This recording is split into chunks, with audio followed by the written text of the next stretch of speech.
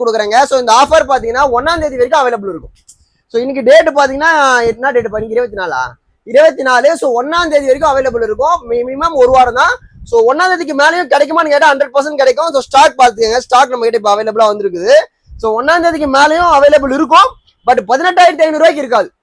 So இந்த பிரைஸை நீங்க enquiry பண்ணி பாருங்க. நான் சொல்றது ஒரு கவர்மெண்ட் அப்ரூவ்ட். இங்க பாருங்க, ஃபார் எக்ஸாம்பிள் டப்பா மேலேயே மென்ஷன் ஆகி வந்திருக்கும் சிடிசி.